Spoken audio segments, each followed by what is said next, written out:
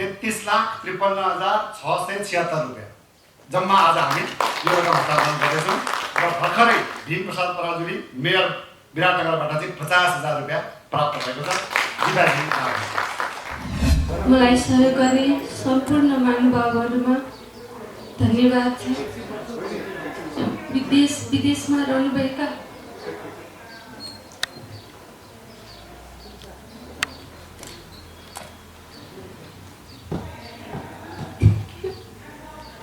केशवजी के मनोकांक्षा लिएर दूध चढाउनु भयो त? यो दोस्रो चोटि जो चढाउनु नपाउँदा तपाईँलाई केही छुटेको अनुभूति भएको रहेछ। केशव भट्टराईजीले भन्नुभयो हामी सबैले आफ्नो लागि त दूध चढायौँ, नेपाली चलचित्र उद्योगलाई सदैव रक्षा गर है महादेव भनेर चाहिँ कसैले पनि चढाएनौँ। त्यसैले मैले चाहिँ यो अन्तिम गाग्री नेपाली सिनेमाको जहिले पनि रक्षा गर है शिव भनेर चढाइने भनेर भन्नुभयो। तर मेरो मनमा त्यो रात पश्चात केशव भट्टराईजी प्रतिको श्रद्धा हजारौं गुणाले झाँकियो। तर त्यस्ता पात्रहरू पनि अध्यक्ष छन् जसलाई हामीले गुमायौँ भने राष्ट्रिय चलचित्र उद्योगमा कुनै असरै पर्दैन। भिडियो खिच्ने खालको मान्छे होइन म, त्यस्तो अक्सर गर्दिनँ। तर त्यो दिन किन हो त्यो ढुङ्गाको सैर गर्दा मैले झन्डै 7 मिनट 8 मिनट लामो एउटा भिडियो क्लिप खिचेँ र त्यो भिडियो क्लिपमा केशव भट्टराईजीले मलाई भन्नुभयो राखौँ राजा राखौँ यो क्लिप यो जिन्दगीभरको लागि काम लाग्छ। त्यो क्लिप मसँग अझै पनि छ र जुन बेला म हृदयदेखि स्मरणको स्वरूपमा केशव भट्टराईजी प्रति श्रद्धाञ्जली अभिव्यक्त गर्न चाहन्छु, म त्यो भिडियो हेर्ने गर्दछु। सुख दुःख बिसाउने साझा चौतारी विशालचौतारी.com। यो रकममा चाहिँ विभिन्न चारवटा विधिमा चाहिँ एकचोटि 56,000, एकचोटि 1,42,000, एकचोटि 1,12,923 रुपियाँ र एकचोटि 56,823 रुपियाँ जम्मा गरी 3,67,746 रुपियाँ चाहिँ ब्याङ्कमा हामीले ब्याज बुझाएका छौँ। त्यो जुन अपार्टमेन्ट थियो त्यो अपार्टमेन्टको ब्याज चाहिँ बारम्बार ब्याङ्कले ताकेता गरेको कारणले गर्दाखेरि हस्तान्तरण कार्यक्रम हुन नसकेको परिप्रेक्ष्यमा यो रकम चाहिँ भाउजू मार्फत हामीले ब्याङ्कमा यो डिपोजिट गरिसकेका छौँ र यो रकम र आज प्राप्त भएको सम्पूर्ण रकम गर्दाखेरि चाहिँ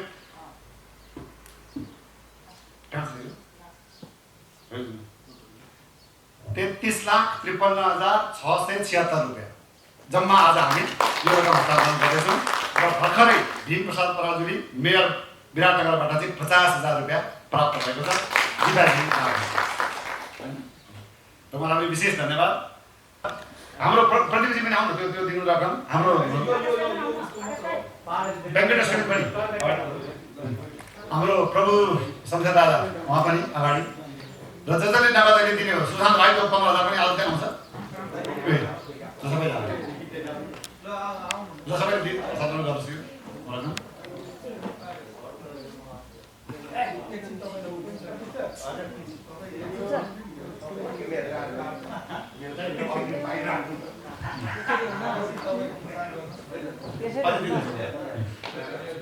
यहाँ वेङ्कटेशबाट वेङ्कटेशको मनोज लाठी र उज्जवल पौडेलजीको यसै गरी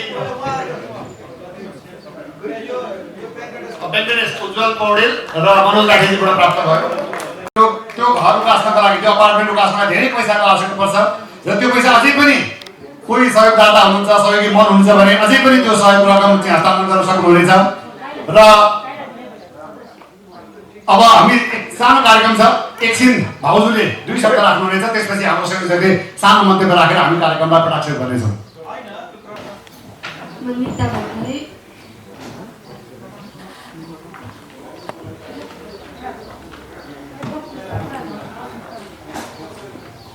धन्यवाद संयोजक ज्यू तथा यहाँ उपस्थित हुनुभएको प्रमुख अतिथिज्यूहरू, यहाँ मलाई सहयोग गर्ने सम्पूर्ण महानुभावहरूमा धन्यवाद छ। विदेशमा रहनुभएका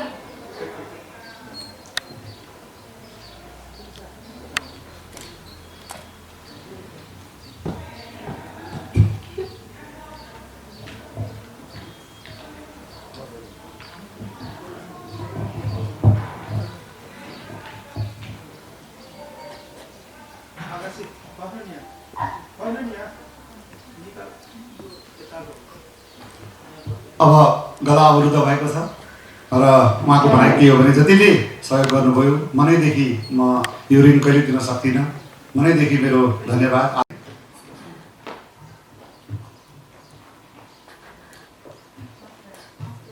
यसै गरी वरिष्ठ अभिनेत्री लक्ष्मीजीलाई पनि स्टेजमा आसन ग्रहणका लागि हार्दिक अनुरोध गर्दछु।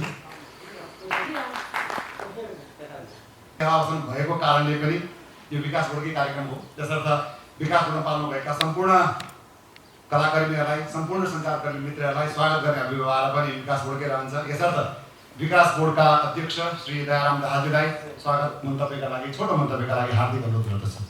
कृतिमान निर्देशक दिपाजीलाई सम्झिनै पर्छ हामीले, र दिपाजी त्यसै पनि हाम्रो समितिको सदस्य हुनुहुन्छ र यो जुन अभियान हामीले सुरु गऱ्यौँ त्यस बेला दिपाजीले नै एकदम यसमा जोड दिनुभयो कि यो चाँडैभन्दा चाँडै चाहिँ यो हामीले सहयोग समिति गठन गरेर यो चाहिँ जतिसक्दो चाँडो सहयोग रकम उठाउनुपर्छ भन्ने उहाँको तन मन धन सबै रह्यो। र सबभन्दा पहिला उहाँले आफ्नो टिमबाट 1,11,000 दिएर खाता खोल्नुभयो दिपाजीलाई, दिपाजीको टिमलाई। जितुजी पनि म देखिरहेको थिएँ, जितुजी कहीँ हुनुहुन्छ भनेदेखि जितुजीलाई पनि हार्दिक आभार, आसन ग्रहणका लागि पनि हार्दिक अनुरोध गर्दछु। मैले कसैको नाम छुटाउँछु होला, माफ गर्नु होला, यहाँबाट देखिँदैन, एकदम माथिलाको त्यति चिनेर आएको पनि छैन। र दिपाजीको टिम, छक्का पञ्चा युनिट सबैलाई एकमुष्ट रूपमा हाम्रो तर्फबाट हार्दिक आभार, हार्दिक नमन। यसै गरी चलचित्र पत्रकार सङ्घ मकवानपुर शाखाले हाम्रो सुशान्तजीलाई देखिरहेको थियौँ। सुशान्तजी तपाईँको चाहिँ अगुवाईमा सायद यो मलाई त्यस्तो लाग्छ, सुशान्तजीको अगुवाईमा चाहिँ 1,01,000 रुपियाँ त्यतिखेरै लगभग हामीले समिति गठन गरेको 1-2 दिनभित्रमै उहाँले त्यो कार्य गर्नुभएको छ। एकचोटि उभिदिन हुन हार्दिक अनुरोध गर्दछु, उहाँलाई पनि ताली बजाएर स्वागत गरिदिनु होला। यसै गरी चलचित्र आमा, सायद भाउजू र म नै सँगै गएको थियौँ, त्यो आमाको एउटा प्रेस कन्फरेन्स कार्यक्रम थियो। त्यो कार्यक्रममा उहाँले बोलाएर त्यही कार्यक्रममै 1,01,000 रुपियाँ निर्माता कर्मिला पाण्डेले हस्तान्तरण गर्नुभएको थियो। उहाँहरू कोही हुनुहुन्छ भनेदेखि, कोही प्रतिनिधि हुनुहुन्छ भने आदि औपचारिक आदि अनौपचारिक प्रकाशीले त्यही भन्नुभयो। यो तेस्रो लिङ्गी समारोहमा उपस्थित हुनुभएका विभिन्न सङ्घ संस्थाका पदाधिकारीज्यूहरू, नेपाली चलचित्र उद्योगमा आस्था राख्नुहुने यहाँ उपस्थित सम्पूर्णमा मेरो हार्दिक अभिवादन। यो भट्टराईजीको बारेमा मैले कुरा गर्न थालेँ भनेदेखि असाध्य लामो समय मैले लिनुपर्ने हुन्छ, किनभनेदेखि यति अन्तरङ्ग सम्बन्ध स्थापना भयो उहाँसँग कि त्यसलाई जति पृथक पृथक अध्यायमा बाँडेर हेर्दा पनि त्यो एउटा फुल भल्युमको महाग्रन्थ बन्न जान्छ। समष्टिमा नेपाली चलचित्र उद्योगलाई असाध्य माया गर्ने र भित्र मनदेखिकै एउटा कलाकार जो सदैव कलाकारिताका लागि, चलचित्र कर्मका लागि जीवन सङ्कल्प गर्न चाहन्छ, त्यस्तो व्यक्तिका रूपमा मैले उहाँको जीवनभर पनि स्मरण गरेँ, जीवन पश्चात पनि म उहाँलाई त्यही रूपमा स्मरण गर्नेछु। यो क्रममा एउटा घटना चाहिँ तपाईँहरूसँग सेयर गर्न उपयुक्त होला जस्तो मैले ठाने। यो जुन दुःखद घटना घट्यो, त्यो घटना हुनुभन्दा करिब 3.5-4 महिना अगाडि हामी भारतको बनारसमा एउटा अध्ययन भ्रमणका लागि गएका थियौँ। बनारस एउटा धार्मिक सहर पनि हो। धार्मिक सहर भएका कारणले गर्दाखेरि त्यहाँका आयोजकहरूले काशी विश्वनाथमा हामीलाई दर्शन गराउने र पूजा अर्चना पनि गर्ने एउटा कार्यक्रम राख्नु भएको रहेछ र हामी त्यो समारोहमा सरिक भयौँ। म यसै पनि कहिले पनि यो मोबाइलबाट फोटो खिच्ने भिडियो खिच्ने खालको मान्छे होइन, म त्यस्तो अक्सर गर्दिनँ। तर त्यो दिन किन हो, त्यो ढुङ्गाको सैर गर्दा मैले झन्डै 7 मिनट 8 मिनट लामो एउटा भिडियो क्लिप खिचेँ र त्यो भिडियो क्लिपमा केशव भट्टराईजीले मलाई भन्नुभयो, राख्नु राजा राख्नु, यो क्लिप यो जिन्दगीभरको लागि काम लाग्छ। त्यो क्लिप मसँग अझै पनि छ र जुन बेला म हृदयदेखि स्मरणको स्वरूपमा केशव भट्टराईजी प्रति श्रद्धाञ्जली अभिव्यक्त गर्न चाहन्छु, म त्यो भिडियो हेर्ने गर्दछु। र त्यही भ्रमणमा उहाँले त्यो भ्रमणका हामी 4-5 जना सदस्य साथीहरूलाई एउटा सानो उपहार दिनुभएको छ। कुनैमा लुम्बिनी कुदेको, कुनैमा पशुपतिनाथ कुदेको, विभिन्न धार्मिक स्थल, कुनैमा जनकपुर र जानकी मन्दिर कुदेको, विभिन्न धार्मिक पीठहरू कुदिएको सानो प्लेट दिनुभएको छ र उहाँले हामीलाई उपलब्ध गराउनु भएको जीवनको अन्तिम उपहार पनि त्यही नै साबित भयो। तर कथा त्यहाँसम्म गएर पनि टुङ्गिँदैन। मैले तपाईहरुसँग शेयर गर्न खोजेको कुरा चाहिँ एक त म केशव भट्टराईजीको निधनलाई चलचित्र विकास बोर्डको अध्यक्षको निधनका रूपमा मात्र सीमित राख्न चाहन्न। किनभनेदेखि त्यो उहाँको व्यक्तित्वसँग गाँसिएर आएको दोस्रो प्राथमिकतामा पर्नुपर्ने परिचय मात्र हो। मूलतः उहाँ कलाकार नै हो, चलचित्रकर्मी नै हो। त्यस्तो चलचित्रकर्मी, त्यस्तो कलाकार हामी बीच नहुँदा राष्ट्रिय चलचित्र उद्योगमा अपूरणीय क्षति भएका छन्। चलचित्र विकास बोर्डमा त त्यस्तो नहोस्, त्यस्तो समाचार हामीले कहिले पनि सुन्नु नपरोस्। म उहाँहरू सबैको चाहिँ दीर्घ जीवनको कामना गर्छु। तर त्यस्ता पात्रहरू पनि अध्यक्ष छन् जसलाई हामीले गुमायौँ भने राष्ट्रिय चलचित्र उद्योगमा कुनै असरै पर्दैन।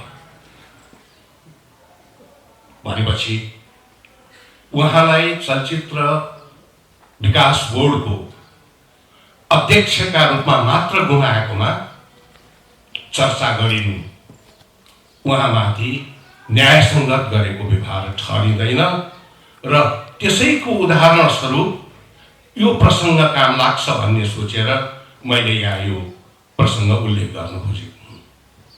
त्यो पूजामा 1100 रुपियाँ प्रति गाग्रो का दरले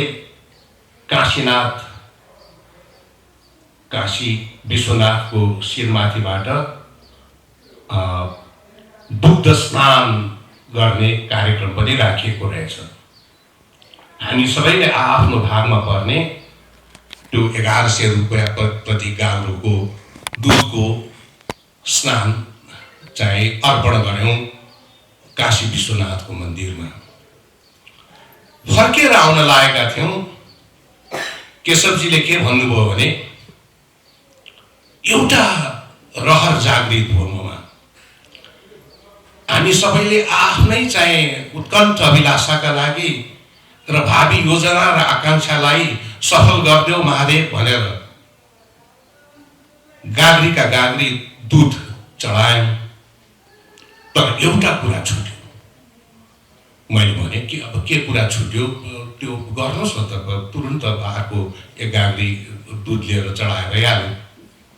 उहाँले त्यहाँको त्यो दूधको प्रबन्धकलाई 1100 रुपियाँको अर्को 1 गाग्री दूध अर्डर गर्नुभयो र मलाई साथैमा लिएर गएर भित्र काशी विश्वनाथजीको शिरबाट त्यो दूध फेरि चाहिँ चढाउनु भयो। मैले सोचेँ उहाँले आफ्नो कसैको चाहिँ सकुशलताका लागि, कसैको जीवनका लागि कसैको उत्तरोत्तर प्रगतिका लागि केही कामना गरेर दुध चढाउनु भयो होला।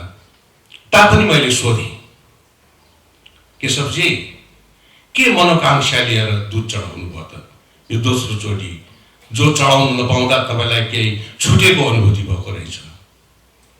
केशव भट्टराईजीले भन्नुभयो, हामी सबैले आफ्नो लागि त दुध चढायौँ, नेपाली चलचित्र उद्योगलाई सदैव रक्षा गर है महादेव भनेर चाहिँ कसैले पनि चढाएनौँ। त्यसैले मैले चाहिँ यो अन्तिम गाग्री नेपाली सिनेमाको जहिले पनि रक्षा गर है शिव भनेर चढाइने भनेर भन्नुभयो। तर मेरो मनमा त्यो रात पश्चात केशव भट्टराईजी प्रतिको श्रद्धा हजारौं गुणाले झाँकियो। त्यसकारण उहाँ हामी माझ नहुनु हाम्रो राष्ट्रिय चलचित्र उद्योगलाई एउटा असाध्य ठुलो क्षति हो, त्यसमा कुनै सन्देह नै छैन। त्यस्ता व्यक्तिका लागि आयोजित समारोह भएका कारणले गर्दाखेरि म सशरीर यहाँ उपस्थित भएको हुँ आफ्नो श्रद्धाञ्जली व्यक्त गर्नका लागि। दोस्रो, यो वैश्विक युगमा लिने र दिने क्रम कहिले पनि सकिँदैन। न दिने कुरा दिएर कहिले हाम्रो दायित्व सम्पन्न भएको ठहर्छ, न लिने कुरा लिएर अब सन्तृप्त भए भन्ने कसैले महसुस गरेको हुन्छ। यो लेनदेनको सङ्गालो भित्रबाट नै आजको वैश्विक युग, यो कमर्सियल युगको चाहिँ रोटेसन सञ्चालन भइ नै रहेको हुन्छ। त्यसकारण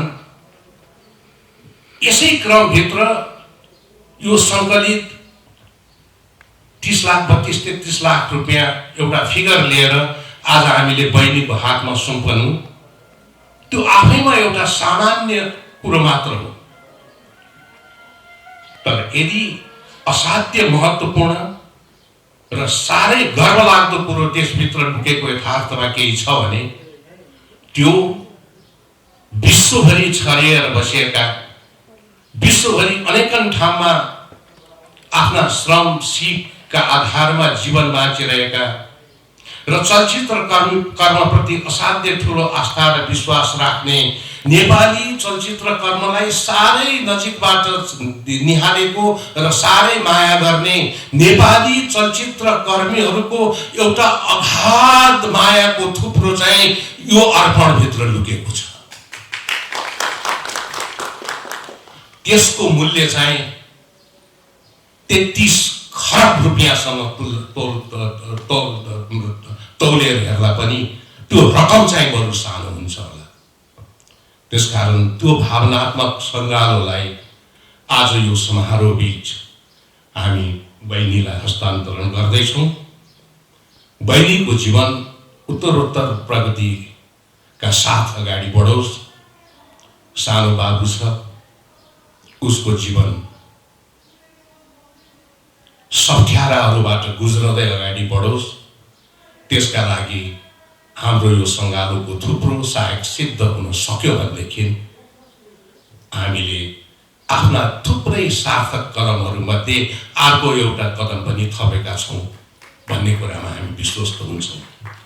त यो अभियानमा संलग्न विशेष त यसका संयोजक राजकुमार राईजी असाध्य ठुलो धन्यवादको पात्र हुनुहुन्छ। उहाँसँग जोडिएका सहयोग समितिमा रहनुभएका सम्पूर्ण नामहरू, ती सबैलाई हामी सबैको तर्फबाट धन्यवाद हामीले भन्नु नै पर्छ।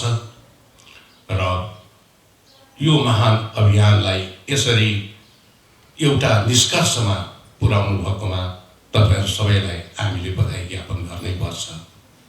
केशव भट्टराई अमर रहूं। केशव भट्टराईको नेपाली चलचित्र कर्मप्रतिको संकल्प र विश्वास सदैव अमर रहोस्। जय केशव भट्टराई।